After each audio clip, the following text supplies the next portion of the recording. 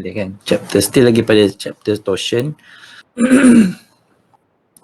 Cuma last week kita stop sampai yang ni kot, sebelum sample problem 3.1 ni, yang ni torsional failure modes ni kan.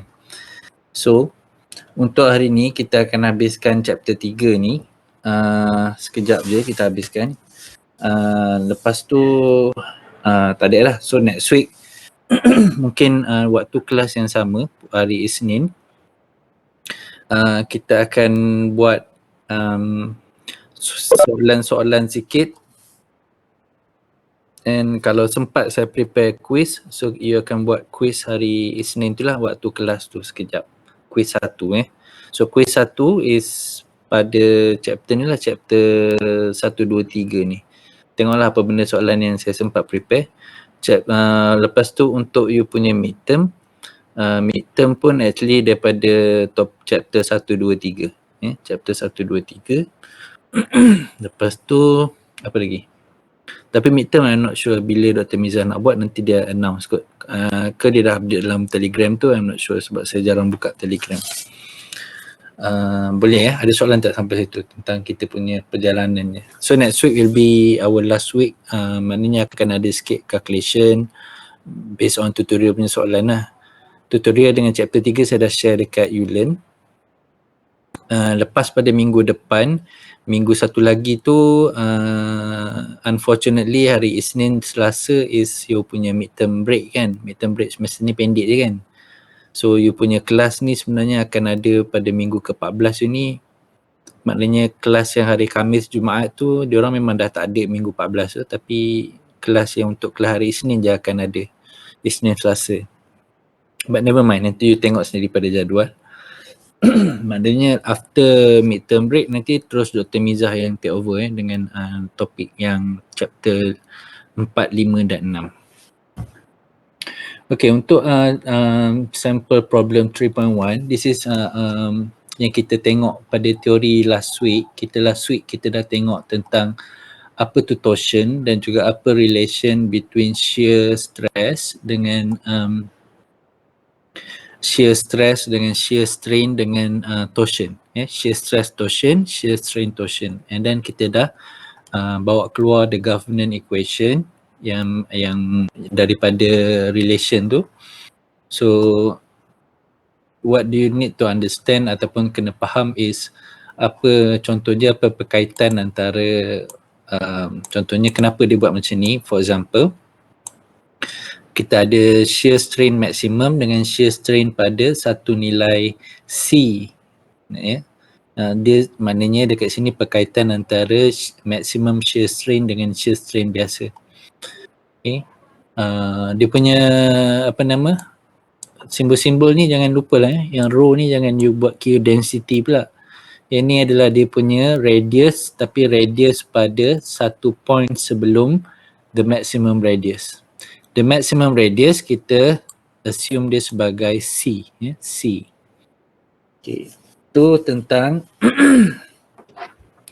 berkaitan antara shear strain, and then kita ada juga tengok last week sini berkaitan antara shear stress. Shear stress apa kaitan dia dengan radius. So radius ini, and then bila dah masuk situ kita ada tengok pada initial, first moment of inertia, J. So hari ni kita nak gunakan all the equation here untuk kita tengok problem yang determinate punya lah, yang kita boleh solve directly. Okay, ni contoh dia 3.1. So shaft BC. So kat sini diterangkan shaft BC. Shaft BC tu adalah hollow. So bila kita kata hollow, dia ada lubang lah kat tengah-tengah tu. So dia akan ada inner diameter dengan external diameter. So saya tak boleh nak lukis lah kat sini sebabnya pen tak ada. So anggap-anggap je lah dia ada internal diameter dengan external diameter. Ini apa? Saya share screen so you boleh nampak saya buka PowerPoint kan. Okay, so kalau saya buka, saya tak boleh tulis pun, saya boleh lukis kat sini. So let's say you ada satu bulatan, and then you ada bulatan. So this is hollow. So bila kita ada hollow macam ni, then kita ada dari tengah ni dia akan bagi dia punya radius dengan radius yang the maximum one, radius yang maksimum dengan radius yang paling kecil kat sini. So contoh dia, ataupun you ada satu lagi, you nak ukur daripada sini sampai tengah-tengah ni for example, tengah-tengah tu, and then maybe dekat situ yang kita panggil dia sebagai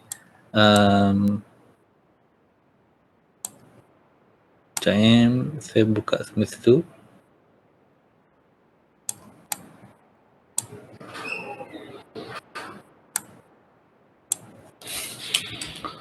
Maknanya let's say you nak tengok sampai satu nilai, katakanlah sampai satu dotted line tu je yang you nak tahu. So situ dia punya, itu yang kita panggil dia sebagai row, dekat situ row. Kita kata dia sebagai row. Pada satu nilai yang tak tetap lah, satu nilai yang tak tetap. Macam nak cakap? Faham Okay, tu. Tak apa, abaikan. So yang warna arrow warna, let's say saya tukar warna, arrow warna merah ni, contohnya merah tu kita gunakan for example row, saya pakai P, sorry. Row tu boleh jadi dekat mana-mana any radius. Okay. So bila sebut hollow, so dia akan ada dua diameter yang kita panggil inner diameter dengan outer diameter. Okay, back to this slide. Dia sebut hollow, outer diameter 90 mm. So bila sebut 90, maknanya radius dia akan jadi C dia akan jadi berapa? Dia punya radius. The outer diameter ke inner diameter dia sebut tadi? The outer diameter is 90 mm. So dia punya radius dia akan jadi berapa? So tadi outer diameter 120. Oh sorry, inner and outer diameter, sorry. Inner diameter dia 90 and outer diameter dia 120. So inner diameter dia, outer diameter dia will be 60. Diameter radius 60 mm. So yang ini dia out dia P, and then mungkin yang inner dia adalah berapa? Inner diameter dia 45. Inner diameter dia adalah 45. So kat sini yang inner diameter dia adalah 45. So always you tukar dulu lebih kurang pada macam ni. So that nanti tak tersalah dah. So make sure you akan dapat dua yang jenis macam ni. Tapi yang ni adalah pada shaft shaft BC, sebab dia ada banyak shaft, ada banyak point. So antara shaft B dengan shaft BC tu adalah hollow, hollow. So means dia ada lubang dekat bahagian dia, yang bahagian tengah tu. Dia ada hollow dekat bahagian tengah tu. Okay. So sorry, susah macam ni. Okay.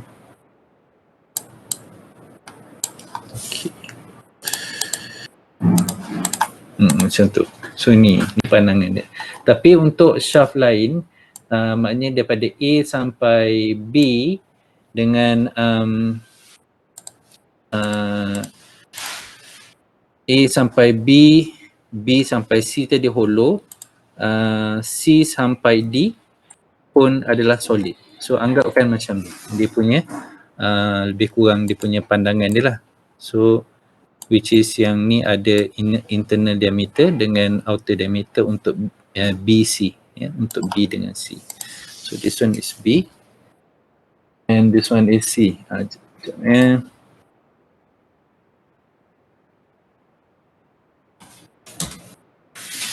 Versi saya seminit.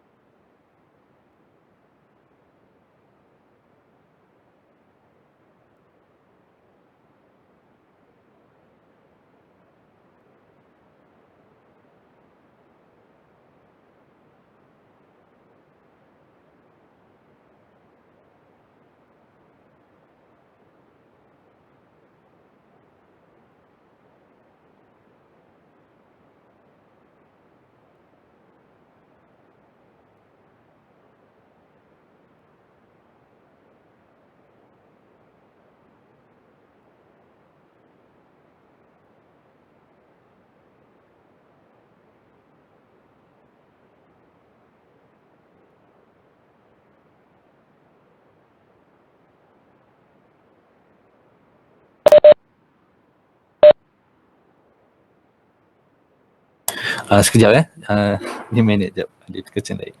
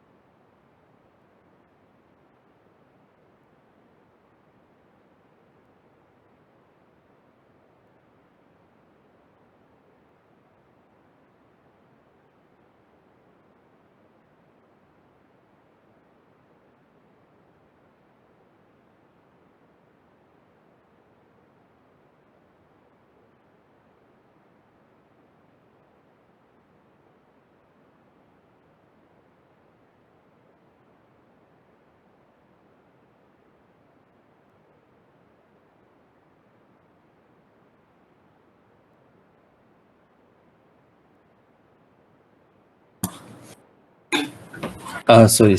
Mana tadi? Saya buat soalan A, B, B, C.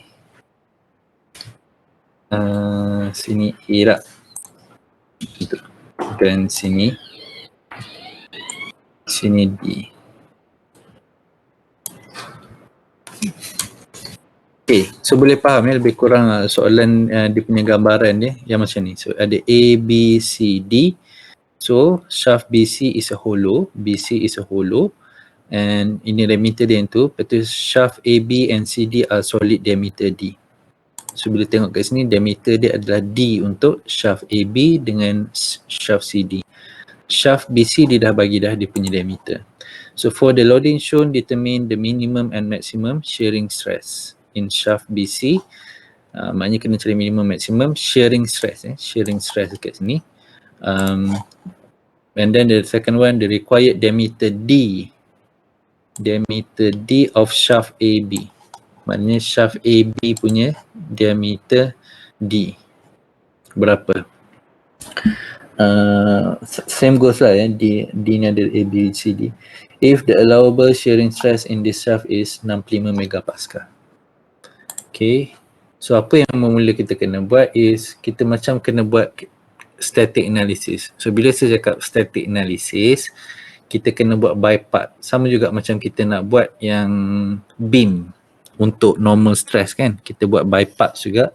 So yang ni kita potong je sebelum kepada second punya moment ni, sebelum sampai kepada B, kita potong satu, kita tengok dalam dia punya internal, kalau macam ni internal torque lah internal torque. Cut section through shaft AB and BC. Sama ada AB, mula tunjuk buat AB dulu lah. So bila kita potong, lepas tu kita kira dia punya internal punya torque. So apa yang penting kat sini, kalau external punya torque yang dia bagi TA ni, anak panah dia mahala ke counterclockwise. So internal dia should be clockwise. So dia mesti opposite. Okay, itu penting supaya nanti kita nak buat equation ni, kita nak buat equilibrium punya equation ni. Yeah. So kat sini kita buat equilibrium punya equation in term of moment. So moment, jumlah moment adalah kosong, kosong.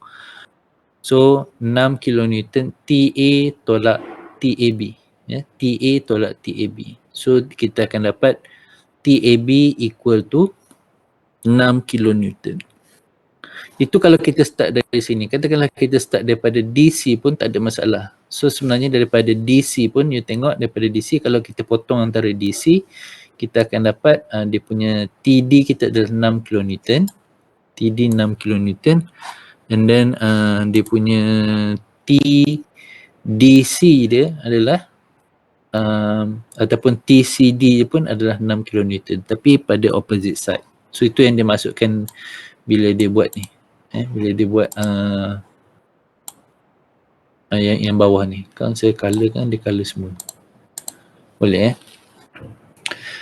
bila dia cakap cut section through shaft AB, tadi shaft AB, lepas tu sekarang ni kita pergi lepas pada AB, kita pergi jalan depan lagi. Sebelum sampai pada C, kita potong dekat mana-mana dia punya cross section, and then kita assume yang internal force yang ada dalam tu adalah internal force TBC. So TBC mestilah opposite side of the nearest punya moment dekat sini.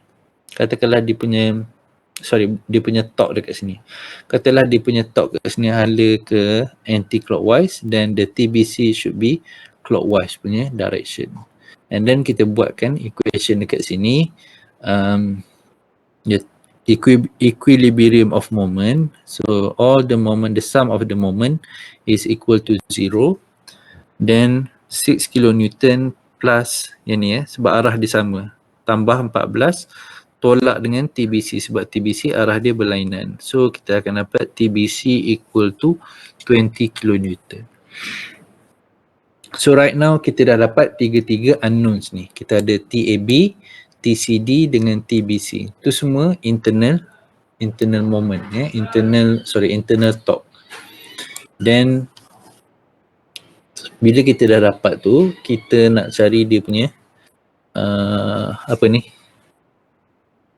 elastic torsion. Elastic torsion formula sebab kita nak cari minimum and maximum shear stress. So tu bukan stress saja, dia shear stress. So kita nak cari shear stress kat sini, kita kena refer pada rumus yang ada shear stress lah, for example, yang paling betul. So rumus yang ada shear stress you kena recall balik. I think saya tak bagi pun rumus kot. Tapi tak bagi rumus pun, kalau exam dari rumah kan you buka juga buku kan. So silalah cari apa-apa rumus yang ada. Kalau yang you boleh guna, you guna untuk you punya midterm dengan final. Kat sini, so you guna rumus ni, T2 ni, T max ni equal ni, ni gunakan rumus yang ni, and then masukkan nilai, you akan dapat nilai the maximum shear stress is equal to 86.2 megapascal. And then untuk dapatkan minimum shear stress, kita buat perkadaran je dengan nilai radius dia. C1 is the radius, inner radius. C2 is the outer radius. Okay, then kita boleh dapat dia punya shear stress, the minimum shear stress equal to 64.7 megapascal. Ada soalan tak sampai sini?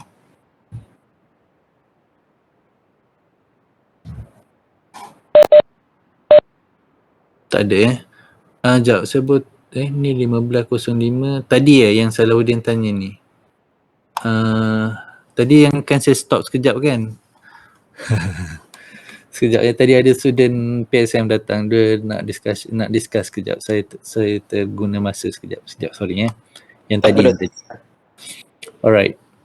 Sekarang boleh dengar the next punya soalan ni, soalan A. Soalan B kat sini dia suruh cari sekejap kat sini dia suruh cari apa tadi?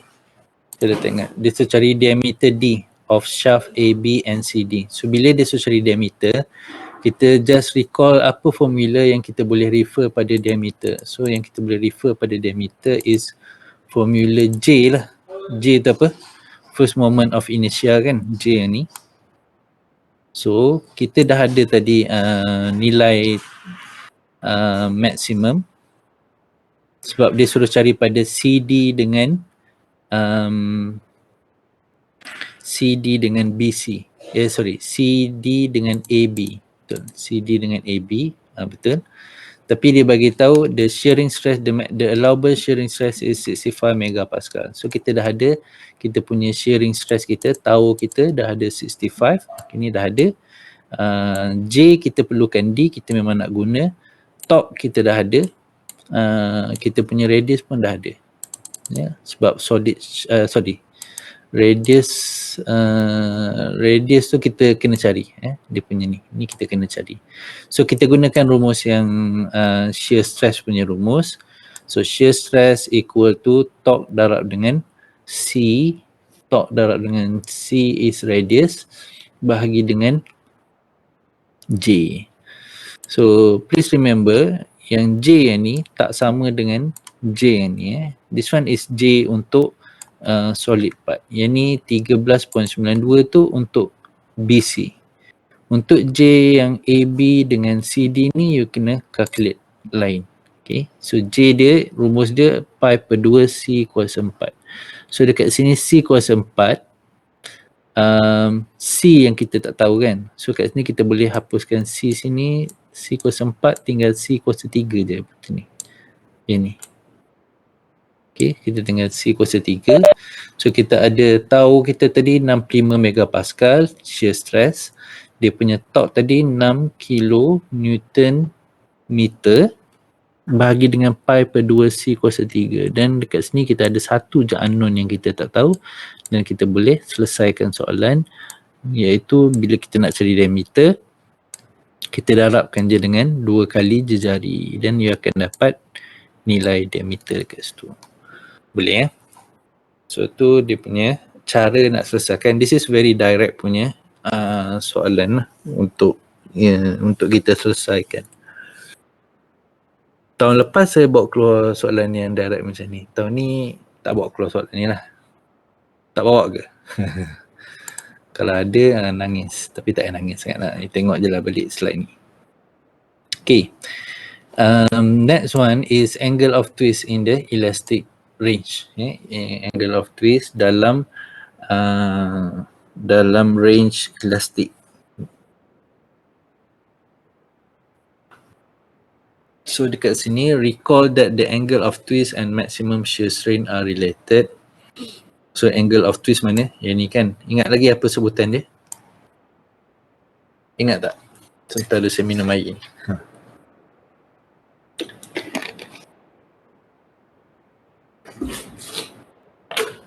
Apa sebutan dia?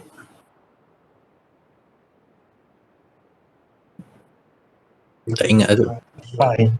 Phi. So sebutan dia phi. Itu angle of twist, shearing strain yang mana satu? C ke L ke gamma?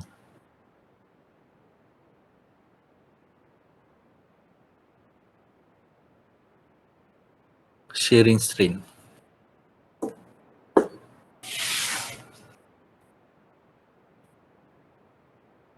Yang mana satu?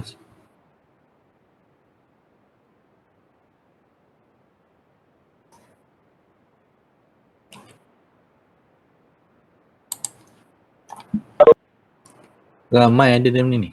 Imran. Mana Imran? Shearing strain yang mana? C ke L ke gamma? Lagi sekali doktor. Tak dengar. Shearing strain yang mana satu? Gamma ke C ke L?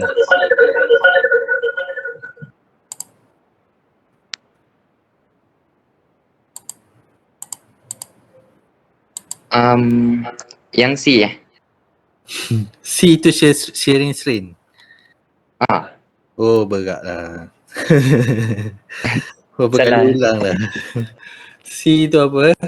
Orang lain mana? Ni Imran. Haris duduk kat atas nama dia. Nasib lah. Haris mana Haris? C tu apa?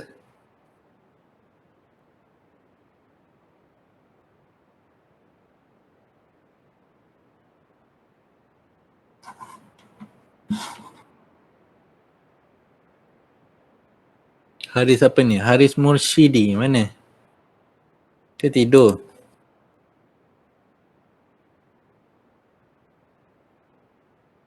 C tu apa C?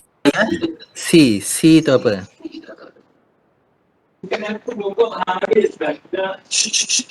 C. Buat apa tu? Orang tengah belajar dia pergi buat benda lain. Apa C tu apa?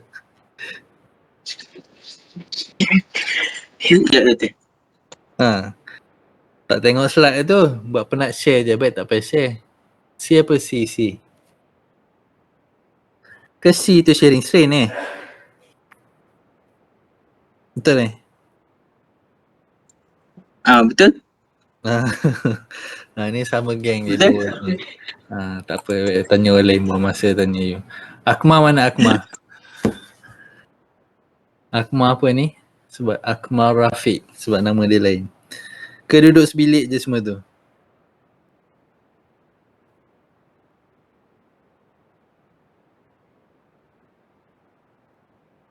Sharing strain apa? Oh, kalau semua jawab sharing strain C, saya skip je lah slide ni.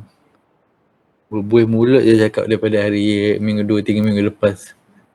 Mana Akmal mana? Akmal Rafiq. Dia tidur. Ya doktor. Apa soalan saya? Shearing strain tu apa? Yang mana? Yang mana? Yang mana?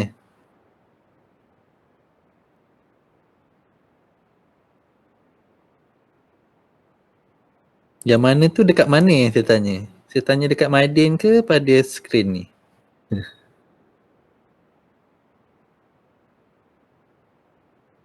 Cepat-cepat sementara saya tengah pilih grab makanan ni. Lapar lah, tunggu korang ni, lambat.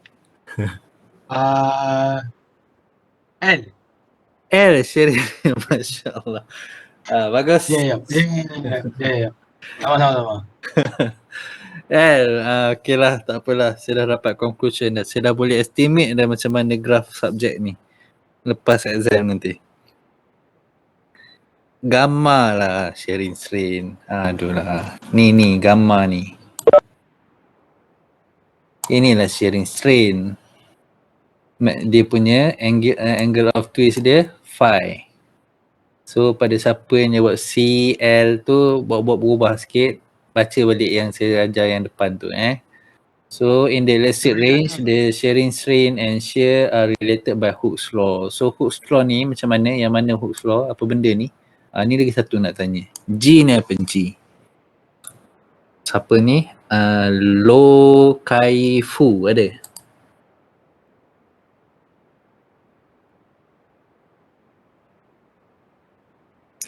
Ada ke tak ada? Ke tidur juga? Kepenatan buat lab?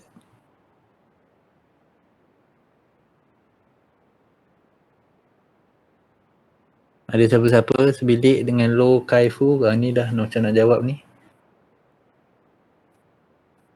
G tu apa G?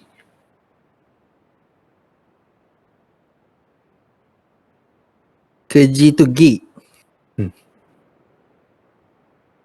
G tu apa? Ke saya yang tak, saya mute, saya tak dengar.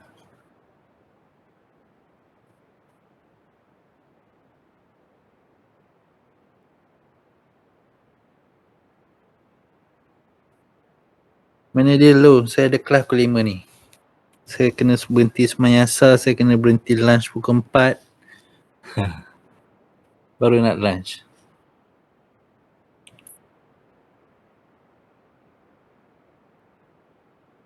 Tahu? Tak tahu? Dr. Mike Rosa. Oh, Mike De Rosa. Okay, ni siapa? Housemate dia? Saya pakai mic kawan saya sekarang. Oh, Ting Shan Long. Shan Hong. Okay. So sekarang ni you siapa ni? You bukan Shan Hong. Panjang. Okay, tak kisahlah. G tu apa G? Saya low. Oh, you low. Okay. G itu modulus of rigidity or shear modulus. Saya bet betul. Nampak tak? Salah mic pun betul. Yang tak mic elok pun salah. G itu adalah modulus of rigidity modulus of rigidity, gamma shear strain, tau shear stress. So daripada equation tu kita dapat mana ni? Kita dapat macam mana kita dapat TC over JG ni? Siapa boleh terangkan macam mana dapat ni? TC over JG. Ni lagi lama kan nak tunggu jawab ni. Baik terus mengaku je siapa yang tahu. Ke semua tak tahu?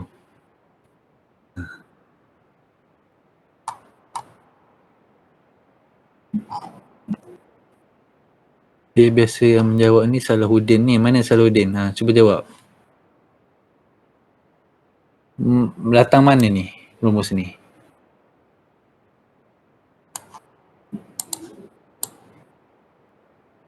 TC over JG ni.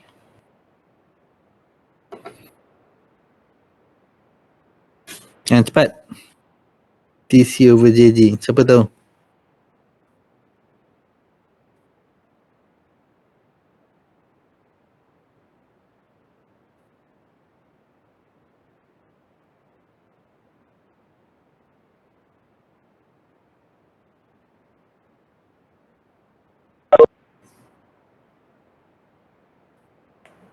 Tahu? Tak tahu? Siapa? Salahuddin tak tahu?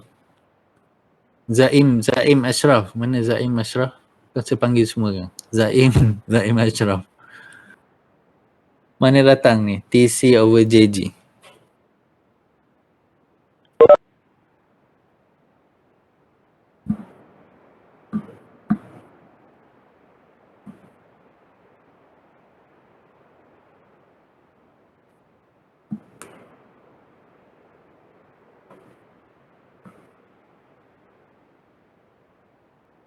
Cepat, saya dah ada kerja lain pula nak buat ni.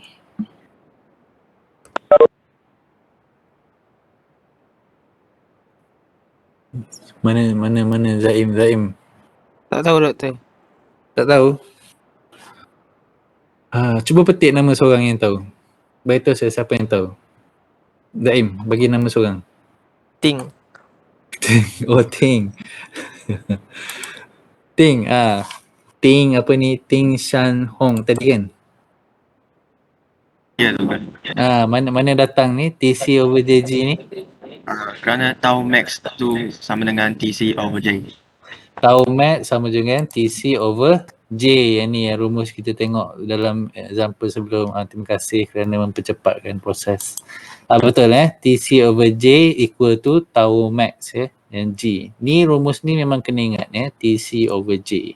Tapi bila kita buat berkaitan dengan shearing strain, dan kita boleh katakan TC over JG, gamma equal to TC over JG. So equating the expression of the shearing strain, kita akan dapat ni. Mana pula dapat rumus bawah ni? Ting, bagi nama seorang. Siapa yang boleh jawab agak-agak ni?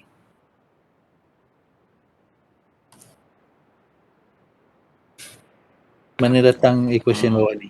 Siapa boleh jawab, bagi nama your friend?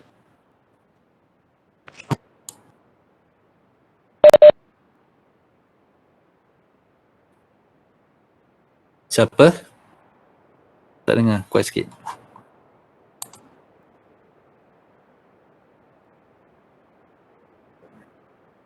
Yang ni, nombor 1, 2, 3, yang mana?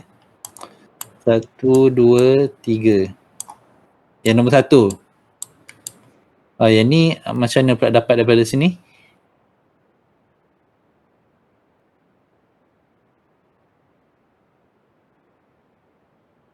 Maknanya sini 1 equal dengan 2 macam tu.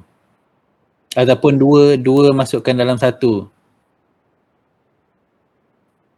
Kan? Sigma ni, gantikan sigma ni dekat sini. Gantikan dia dengan TC over JG. Dan kita dapatkan dia punya apa nama ni? Phi ni. Angle of twist sama juga rumus dia ialah TL bahagi dengan JG. So again, T tu adalah T tu apa? Siti Nur Ezati. T tu apa?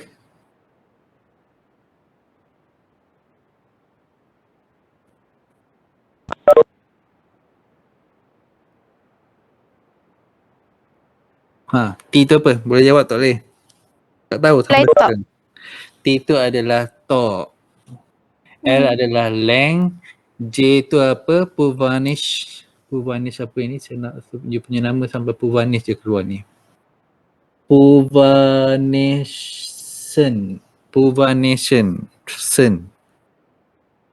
J tu apa? J tu yang initial moment. Initial moment. Okay, so semua dah clear So kat sini kalau nak cari angle of twist, rumus dia TL over JG. Dia sama juga kalau macam kita belajar normal stress hari tu dalam slide chapter 2. Kita akan tengok pada deformation, delta sama juga dengan, siapa ingat?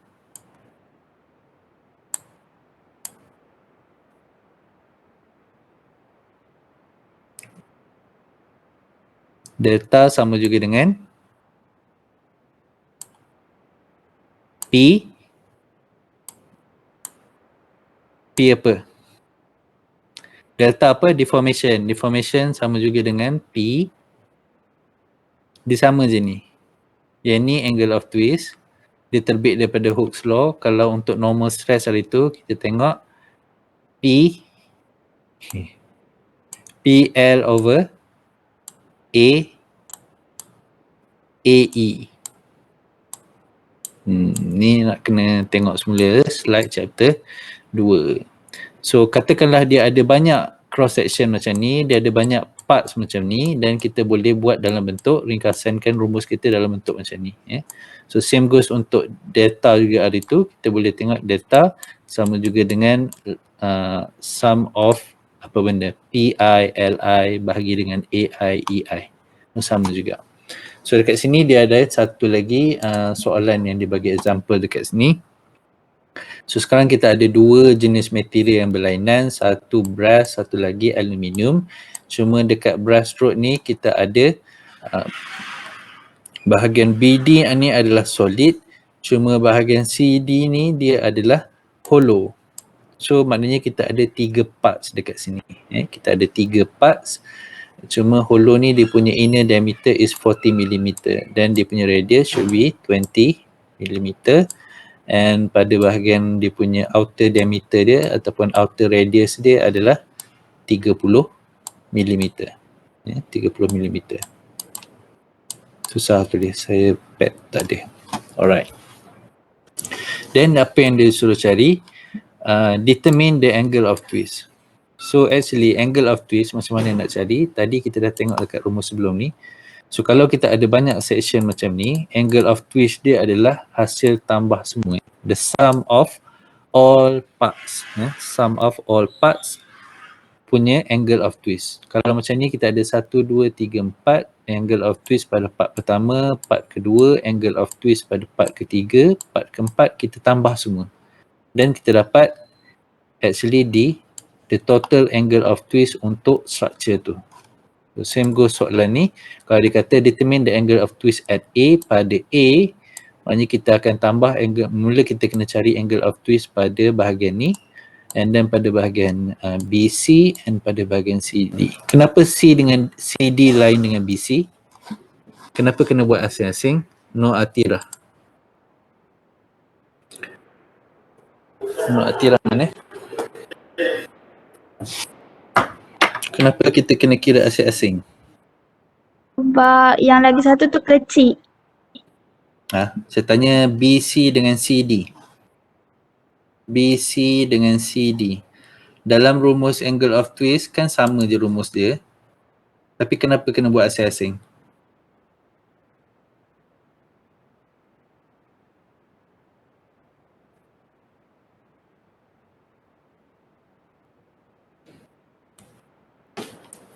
Kenapa kena buat asing-asing? Kenapa kena kira asing-asing? Mana? Nur Fazrin, ada Nur Fazrin.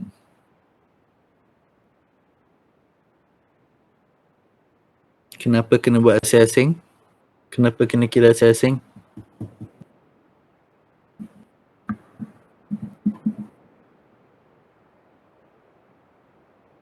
Mungkin tak berbeza kot. Tok dia berbeza kot. Kenapa tok dia berbeza? Apa yang berbeza? Tok dia bagi dekat sini adalah 1600. Tok tu, untuk tok kita tak pakai tok yang ni. Tok ni nanti kita akan buat static analysis, kita akan buat macam tadi juga, kita akan pecahkan sini satu, sini satu, sini satu. Tok dia berbeza, tapi dekat BC dengan CD ni tok dia sama je, you potong dekat mana-mana pun. Sebab dia buat static analysis gunakan dah ada dua daya dekat sini. So tok yang dekat sini, the internal tok should be similar. Ada jawapan lain? Kenapa nak kena buat asing-asing? Kenapa kena kira 3 parts? Ke you nak kira 2 parts je? Ke sebab length dia lain? Kalau length dia lain, kat dalam parameter dalam ni dia tak ada effect pun length dia lain. Length tu you just gantikan je nilai dia. You kata you boleh je buat dekat bahagian sini, length dia kalau nak satu kan you tambah je lah terus. 250 tambah 375. Tu untuk B dengan D. So you kira satu B and D. Dan satu lagi is length untuk AB 400. Ke buat 2 je? Ke kena buat 3 pengiraan untuk angle of twist? Ada 3 file ke 2 file je kena kira?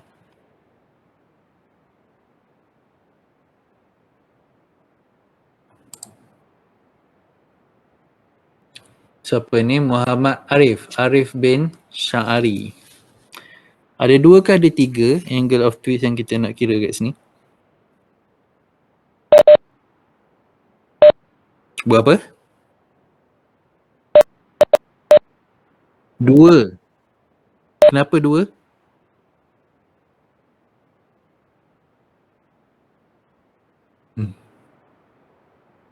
Dia sama macam you buat eksperimen lah. Kalau you buat eksperimen dekat lab, you dapat result eksperimen you buat tensile kan, you dapat result tensile, you cakap result dia macam ni, stop sampai situ je. You tak ada discussion. Kenapa result tu jadi macam tu? Okay. So sekarang ni I nak tanya you, kenapa you kata 2, kenapa 2?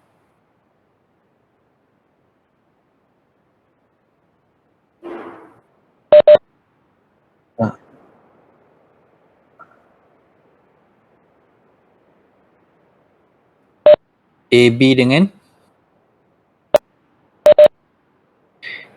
dengan BD, 2 je bahagian. Okey. Oh tu 2 bahagian, sebab ada 2 material. 2 bahagian. Bahagian ada 3. Tapi sebab ada 2 material. Okey.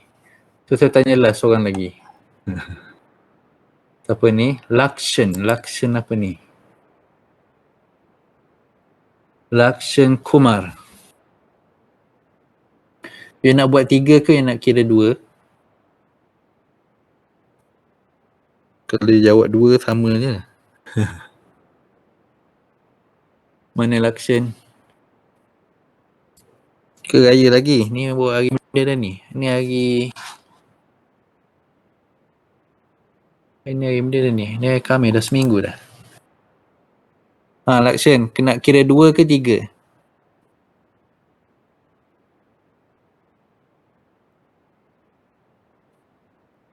Dua.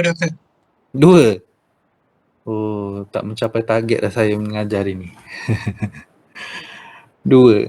Dekat sini, yang penting dekat sini, dalam rumus ni apa dia? Apa yang membezakan dia kat sini? Banyaklah, semualah beza kat sini. Tok dia lain, length dia lain, dia punya J lain. J dekat sini, apa yang mempengaruhi, apa yang membeza dekat sini? Sini ialah hollow. Sini solid, sini solid. So, of course lah, solid dekat sini, AB lain dengan solid dekat BC sebab apa? Sebab diameter satu lain. So, that's why kita kena buat kira asing. Sini walaupun sini solid, kena kira asing. Tapi bila yang ni sama material, tapi dia punya structure kat sini, sini solid, sini hollow. So, J dia dah lain-lain. So, that's why sebenarnya you kena kira 3 bahagian. Satu bahagian AB, you kena kira dia punya J dia yang solid. Bahagian BC, J dia guna J yang solid. G dia lain, nampak G dia ni 27 untuk aluminium, 39 tadi untuk brass tadi. And then the last part CD, dia guna G yang sama dengan part BC tadi sebab dia guna brass, tapi dia punya J lain sebab J dia adalah J hollow. So sekarang ni kita sepatutnya kira 3. Ini kalau exam face to face ni, tanya tak lepas ni. Cuma masalahnya exam online je. Jawapan semua sama je. Sama. Macam saya tanya sekarang ni lah. Jawapan dia semua sama je. Ada kena kira 2. So salah je semua ni kalau dah tanya dalam exam ni. So dia sepatutnya kena kira 3. 3. Sebab J dia is different daripada each part, from each part. So you should calculate the 3 of those parts punya angle of twist and then you buat summation. You buat tambah dan you dapat dia punya dalam bentuk radian. Nilai perkiraan rumus ni dia akan menghasilkan unit radian. So you boleh tukar daripada radian kepada degree. Macam mana nak tukar radian ke degree? Syafiq, mana Syafiq? Syafiq Silmi. Macam mana nak tukar radian ke degree? Ke tekan calculator je.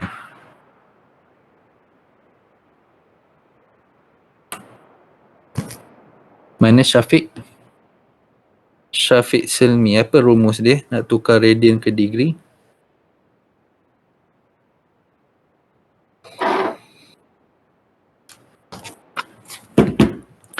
Tak sempat lah saya nak buat kerja kompak ni. Mana Syafiq?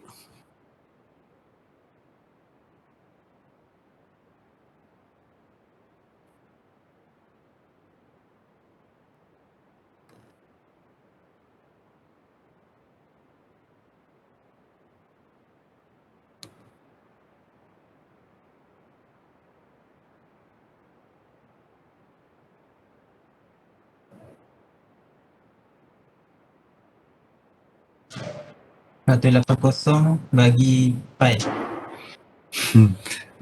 180 bagi dengan Pi. pi. Pi berapa nilai dia? Kita tekan kalkulator je. Kalau kalkulator tak ada pi, berapa nilai pi? Tak ingat? 3.142. 3.1 3.142. 3.142 Okay. Next, thank you. So next, kita punya second last punya topik, statically indeterminate shaft. So boleh ni ada soalan tak untuk nak dapat angle of twist ni? Tak ada saya rasa semua orang tadi dah participate nak menjawab ni. Tapi cumanya ada setengah tu dah karam awal-awal dah sebabnya dia jawab kira 2 je. Tapi yang peliknya bila exam nanti dia kira 3. Nanti dia kira 3 sebabnya semua orang kira 3, dia pun kira 3. Okay, next is statically indeterminate shaft. So yang ni pun sama juga dengan normal stress, cumanya kali ni kita kira in term of dia punya torque. Bila kita sebut indeterminate ni, sebab kita tak boleh nak calculate. Contohnya kita ada, dia bagi torque dekat tengah, tapi kita ada torque. Kita kena kira apa reaction yang berlaku pada dinding ni, yang pada hujung shaft ni. Supposedly ada torque pada A and torque pada B. Contoh soalan dia bagi dekat sini. Given the shaft dimension and the applied torque, we would like to find the torque reaction at A and B. Maknanya dekat A dengan B ni kita kena cari dia punya reaction torque. Maknanya yang opposite punya direction of 120 Newton ni. So dekat sini kita dapat static punya equation satu je yang kita boleh kira. TA plus TB equal to, ataupun TA plus TB minus 120 Newton meter equal to 0. Ni je equation yang kita ada. So from this equation we cannot simply solve the problems. Okay. So apa yang kita kena buat dekat sini? So kita kena bahagikan shaft ni kepada 2, and then kita akan buat dia punya contohnya kita ambil in term of angle of twist. So angle of twist dekat bahagian ni dengan angle of twist pada second half. So dekat sini yang boleh kita keluarkan rumus macam ni, dan kita akan dapat ni, kita akan simplifykan TB equal to berapa-berapa TA, and then kita akan dapat ni, kita masukkan dalam rumus yang ni, rumus yang pertama tadi.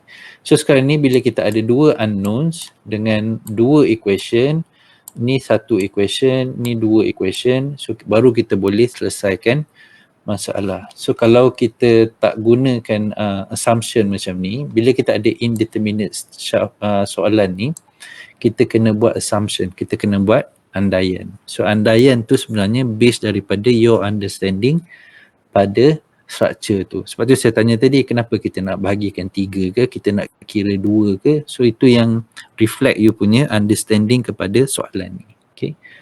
So sekarang ni you dah dapat TA sama lagi dengan berapa, dan now you boleh calculate dia punya nilai TA. Lepas tu dah dapat TA, you gantikan dekat sini dan you masukkan nilai, you dapatkan TB. So that's all untuk pengiraan untuk statically indeterminate shaft ni. Ni contoh statically indeterminate shaft.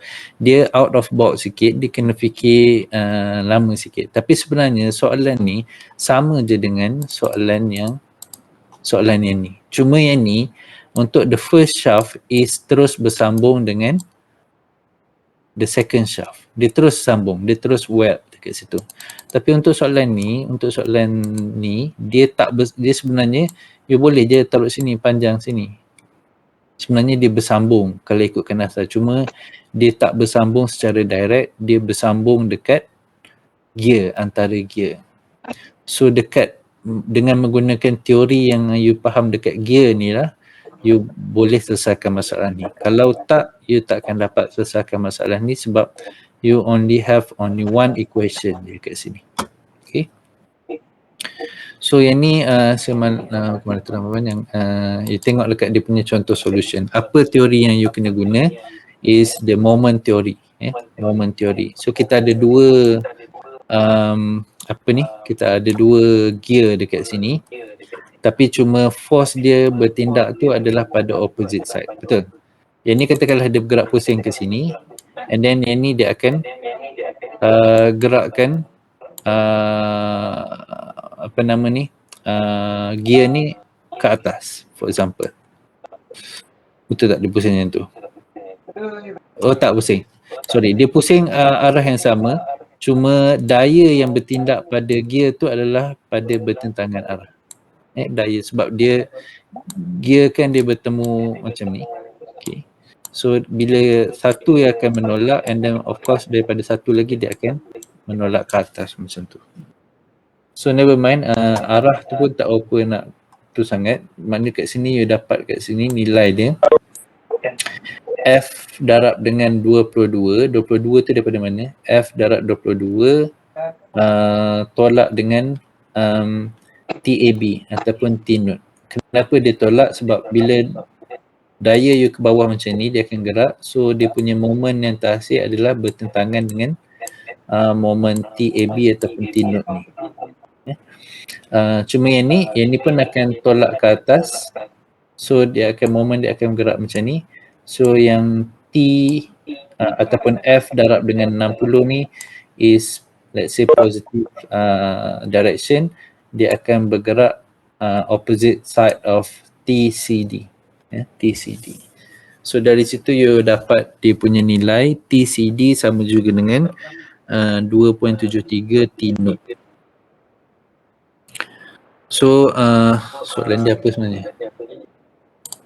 Soalan dia nakkan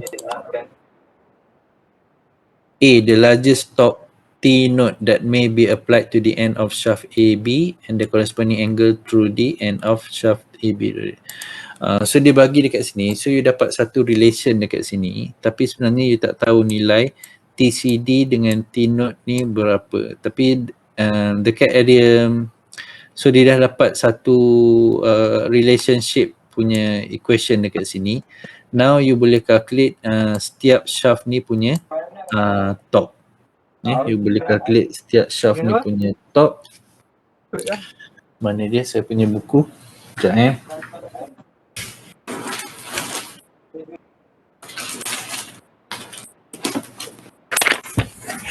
Okay, so bila you calculate shear dia punya torque dekat situ, then you akan dapat you akan guna rumus shear stress tadi, sebab dia akan berlaku shear stress.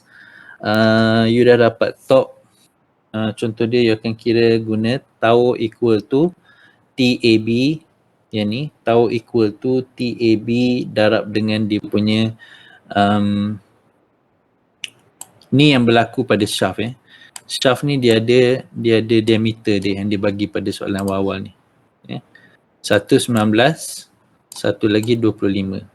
So apa yang berlaku pada shaft ni ialah dia akan berlakunya shear stress, which is the shear stress yang kita nak cari sekarang ni adalah nilai dia, bukan kita nak cari shear stress, dia bagi dekat sini, and the allowable shear stress is 55 megapascal. So kita ada shear stress, kita dah ada cari dia punya torque, the torque TAB equal to torque node. Kita dah ada dia punya C ni radius untuk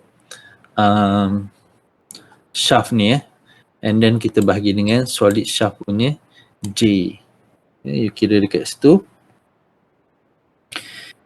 Okay, itu untuk shaft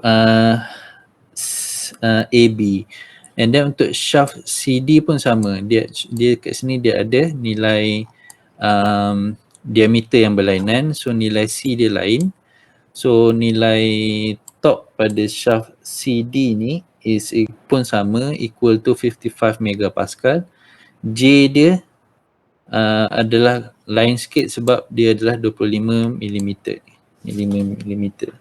So now you akan dapat the TCD, the tau, ataupun kita dapat apa yang kat sini, Kalau dekat sini you akan dapat dia punya nilai T-note ya, T-note, nilai T-note yang unknown dekat sini. Dengan menggunakan calculation ni lah.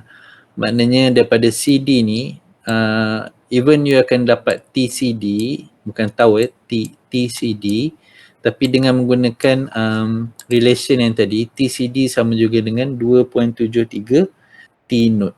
So dekat TCD tu you ganti dengan T-note. Nanti you akan dapat T-note pada shaft yang panjang ni berapa and T-note pada shaft yang pendek ni berapa.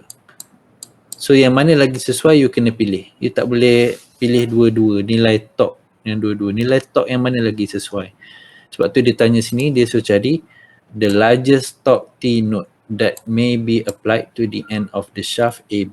Walaupun dia kata end of the shaft TB, tapi sini pun kita boleh dapat satu nilai T-note juga melalui perkaitan TCD equal to 2.73 T-note. Okay, you akan dapat T-note juga nanti dekat sini. So you akan comparekan T-note yang you kira dengan shaft DC dengan T-note yang you kira based on pada shaft BA ataupun AB. Dan walaupun soalan dia nak yang paling besar, tapi sebenarnya you kena cari yang paling kecil. You akan pilih nilai yang paling kecil sebab nilai yang paling kecil tu dia akan beri shearing stress 55 megapascal. Kalau kalau pada satu diameter yang besar, you akan dapat nilai 55 megapascal juga, tapi bila you apply that value of torque pada shaft yang kecil ni, maknanya dia akan exceed nilai 55 megapascal. So that's why bila you ada dua solution dekat sini, nilai T-note pada batang ataupun shaft CD dengan nilai T-note pada batang AB, so you kena pilih nilai T-note yang lagi kecil supaya dia just boleh dapat maksimum result dia 55 megapascal, dia tak lebih. Tapi bila nilai yang pada CD tu you applykan pada shaft AB, nilai dia besar, jadinya dia akan menyebabkan nilai shearing stress dia lebih daripada 55 megapascal, which is not good. So kita kena pilih nilai nilai T-note yang paling kecil lah, yang lebih kecil. Okay. Ada soalan sampai situ? Saya mengantuk-antuk dengan ajar ni. Apatah lagi yang mendengar. Okay. So yang angle of rotation, sama je angle of rotation, you kena cari angle of twist ataupun angle of rotation pada dua-dua bar, lepas tu you kena tambah lah. Okay, you baru you dapat dia punya angle of rotation. Ada soalan tak sampai situ? Ni saya cepat-cepat macam tu je. Yang ni dia tak lengkap sampai habis, dia tak cerita sampai habis. Yang ni dia cerita sampai perkaitan je. The rest of the calculation you kena find out by yourself based on daripada saya bercerita tadi lah. Kalau you anggap saya bercerita je, memang bercerita je lah. Tapi sebenarnya saya dah explain kan dia punya step tadi. Lepas you dapat equation ni tadi, apa yang kita kena buat. Okay. Ada soalan? Tak ada. So kalau tak ada, jangan saya minum air.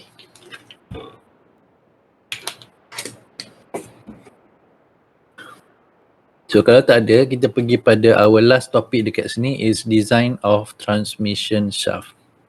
So bila kita sebut design, kita kena design lah. So macam mana kita nak design? Transmission shaft ni, kita kena tengok parameter yang effect kepada transmission shaft ni. Satu, dia punya parameter dia adalah dari segi power. So makin besar power kita bagi, makin cepatlah rotation dia. Bila makin cepat rotation dia, so mungkin makin tinggi dia punya output. Itu satu. And the second parameter yang kita kena consider is speed, kelajuan.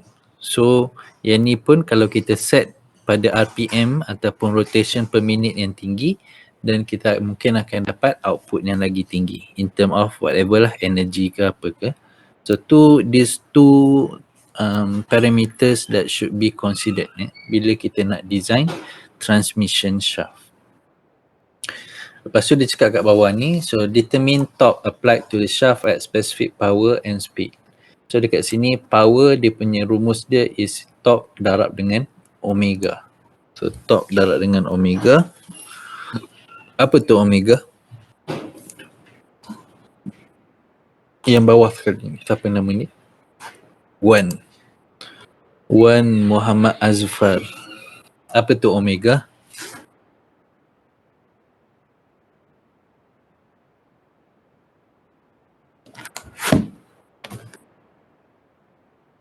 Apakah omega?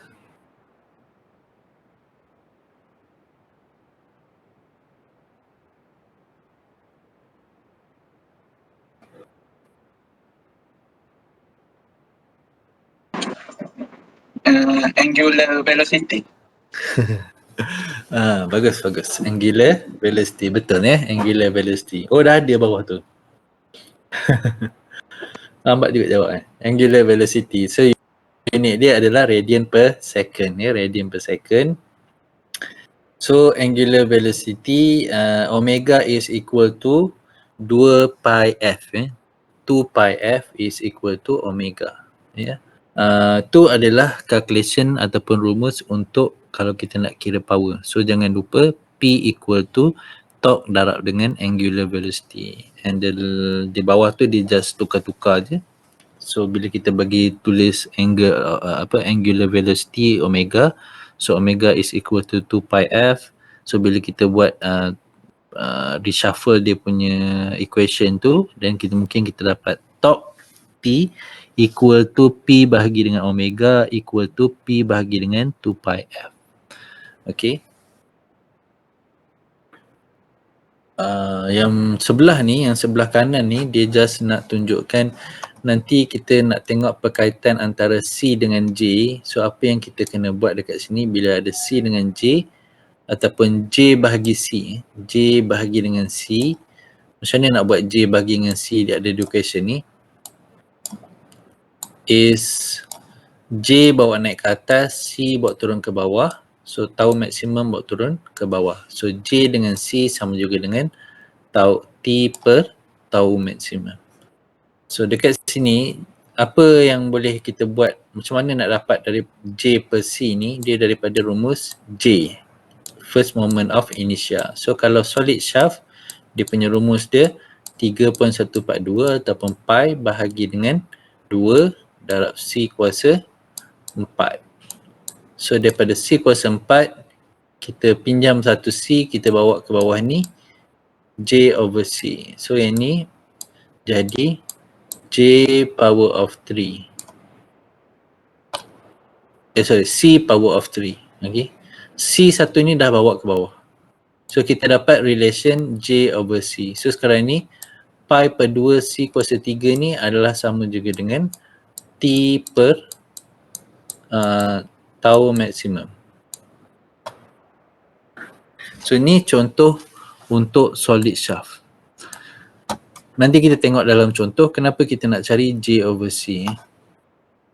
So sekarang ni kita ada untuk hollow shaft. So kalau hollow shaft, dia punya rumus dia adalah yang ni, yang dalam petak biru tu je. Okay. J sama juga dengan pi per 2 C2 kuasa 4 tolak C1 kuasa 4. Betul. So sekarang ni apa yang kita boleh buat kat sini, bila kita nak dapatkan nilai J dengan C, kita kena darab dua-dua belah ni dengan C ataupun C maksimum. C maksimum ni adalah outer diameter bagi bulatan tu. Then bila kita kalikan dua-dua belah ni, sebenarnya tak kisahlah kita padamkan dua-dua belah pun, sebenarnya tak ada apa-apa efek pun. So katakanlah sekarang ni kita dah perkalikan dia dua-dua belah. So sekarang ni kita dapat rumus J per C2 untuk hollow shaft. C2 ni ingat lagi apa? C2 ni apa? C2 tu apa?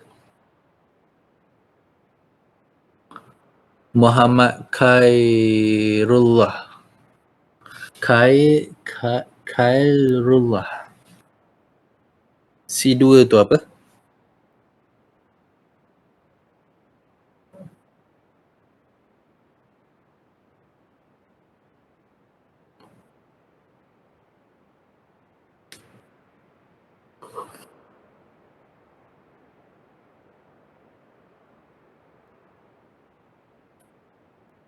Apa dia C2? Ke orang lain ke boleh jawab? Boleh. Muhammad Khairullah tak ada. Muhammad apa yang ada? Ammar Rizwan. Muhammad Ammar Rizwan. Mana Ammar? C2 tu apa? Radius lah. Radius apa? Outer. Outer ya, ataupun maximum radius dia. Okey, betul lah tu. So maximum radius J bagi, so kita dapat J per C2. So again untuk hollow shaft kita pun dapat again J per C. So tapi nilai dia macam ni lah rumus dia. So nanti kita akan tengok kenapa kat mana nak guna ni. So kita pergi pada sample problem yang terakhir sekali untuk hari ni. A shaft consisting of a steel tube of 50 mm outer diameter. So diameter dia 50, radius dia should be 25. Is to transmit 100 kilowatt of power. So yang ni adalah P, nilai P dia. Yang 50 ni adalah dia punya outer diameter. So kalau dia bagi outer diameter, sah kena ada inner diameter. Dia tak saja-saja bagi outer diameter. So kilometer watt dia, P dia, power dia adalah 100 kilonewton. Lepas tu kita 100 kilo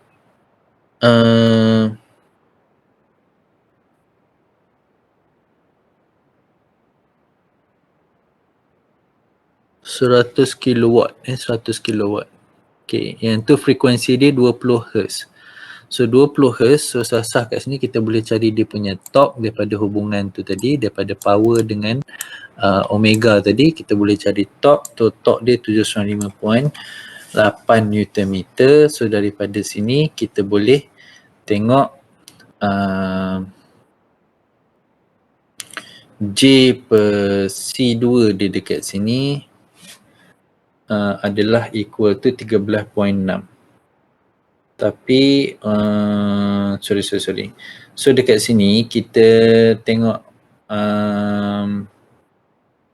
sebab kita nak cari thickness mana soalan dia? Determine the tube thickness that should be used in shearing stress is not to exceed 60 megapascal. 60 megapascal. So 60 megapascal nilai dia lagi besar lah. Saya pun tak faham kenapa kenapa ada yang equation ni sini. Sini abaikan ni. Ni mungkin daripada soalan lain. So yang kita nak tahu kat sini, bila ada nak tahu dia punya thickness, kita mesti ada diameter dalam, diameter luar. Luar tolak dengan dalam. So sekarang ni yang kita tak tahu adalah diameter dalam. So that's why dekat sini yang kita tinggalkan dekat sini adalah diameter dalam dengan menggunakan rumus J per C2 ni. Of course, dan kita akan dapat kat sini nilai diameter dalam dia adalah 20.6 darab 10 punca kuasa minus 3 meter. Sama juga dengan 20.6 milimeter. 20.6 milimeter. So kita dah dapat dia punya inner diameter. So kita nak cari tube thickness dia, senang je lah. Maknanya kita tolak daripada 25, tolak sampai 20.6. Betul lah, 25 tolak sampai 20.6 dan kita akan dapat 4.4 dia punya thickness. So boleh kat situ.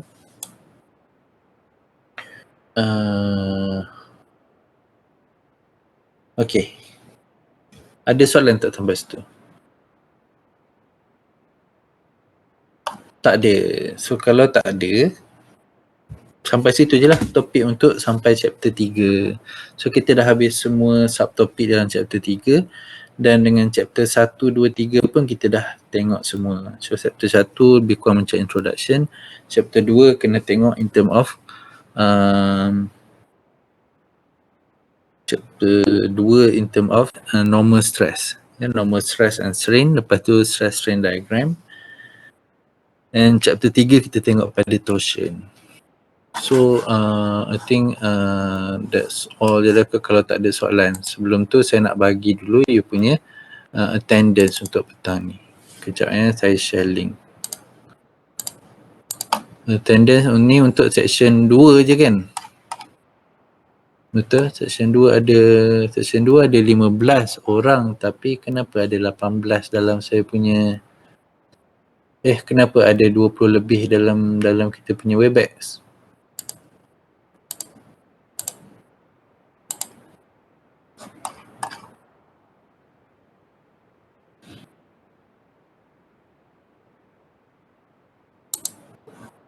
Kenapa ada 20?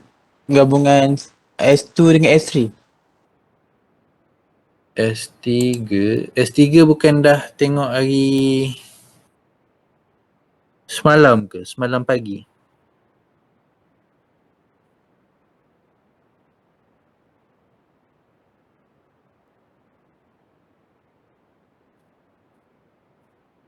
S2 dengan S3 sekali. Itulah sebab semalam dah buat kan. Saya tak buat lab pun, saya buat kuliah je petang ni. Tapi kalau you tak kisah, okey je. Cuma dekat attendance ni saya bagi attendance section 2 je lah sebab I thought this evening will be this afternoon will be only section 2. Sebab section 3 dah selesai semalam. Doktor nak tanya. Minggu depan ada lab ke? Minggu depan minggu ke berapa ni? Minggu ke 7 tu silap. 7? 7 ada lah kot. Hari Isnin section 4, betul. Isnin section 4, hari Selasa section 1, hari Rabu tak ada, hari Khamis section 2, 3. So you buat lab hari Khamis lah kot ni? Untuk grup, kita yang bagi sendiri ke ataupun doktor yang tentukan? Dr. Mizah yang tentukan. Tanyalah penyelaras. Dr. Mizah yang bagi. Dia dah buat dah hari tu sebab itu saya discuss dengan dia through telefon je. Saya dah bagikan group semua. Cuma kita tak sure lagi berapa eksperimen yang boleh buat sampai supposedly esok buat 1 eksperimen je. Tapi kalau sempat buat 2 eksperimen dan buat je lah terus buat 2 eksperimen. Bukan esok lah, sorry, next week. Sebab kita nak minimizekan kalau boleh bukan minimize, kita nak utilizekan masa you ada dekat lab. Cumanya nanti akan ada, tapi saya rasa tak kot, akan ada 2 minggu lab. Sebab saya bagi tahu hari tu saya nak at least kan ada separuh boleh datang, separuh tak datang kan. Kan macam mana you punya amalan lab dekat subjek lain? Subjek dinamik buat macam mana? Ke main Dynamic semua datang je? Semua datang? Dynamic semua datang. Oh, dinamik semua datang. Kalau hydraulic 3 orang dalam satu lab. Memang sepatutnya macam tu lah yang fakulti arahkan. Tapi sebab dinamik dengan siapa? Dr. Hidayah Dr. Prof Azma. PM Azma.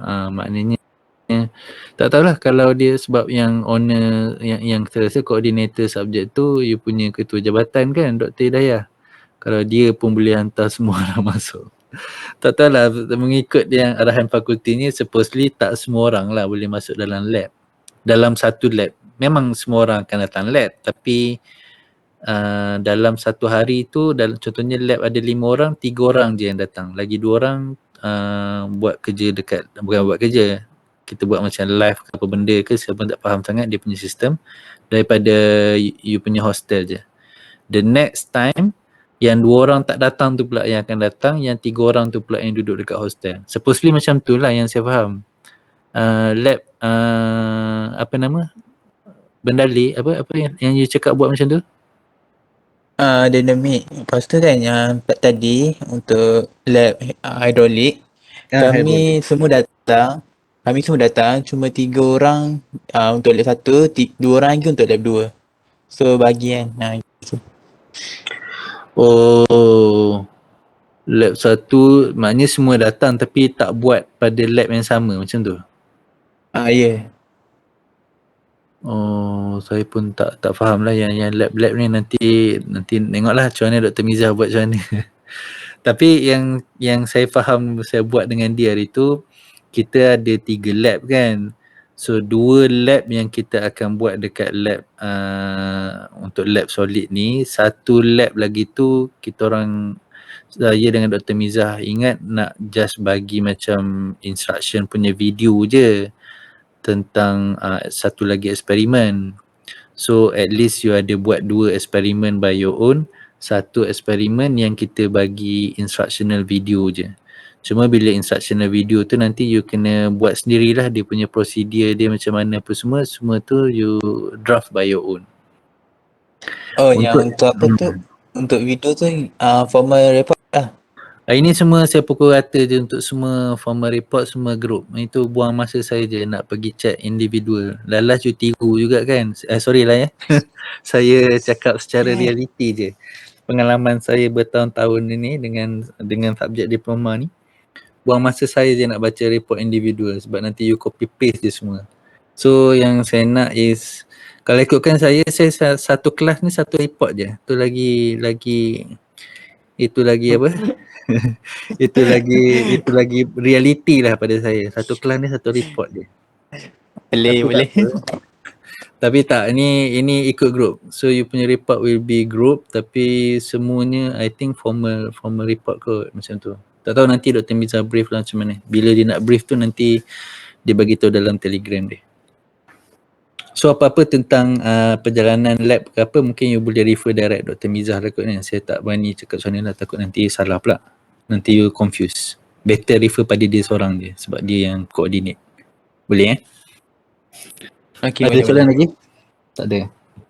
Tak ada rasa. So tak ada, okay. So fill in you punya attendance dekat Google Form tu. Jangan tak isi. Ni untuk section 2 je lah yang saya buat attendance tu. Saya terrajin pula semalam pergi delete section satu lagi tu, section 1. Okay, lepas tu baru you boleh tinggal walaupun dah asal dah. Okay, thank you. Terima kasih. Assalamualaikum. Sorry lambat tadi. Okay. Thank you, Doktor. Thank you, Doktor. Thank you, Doctor.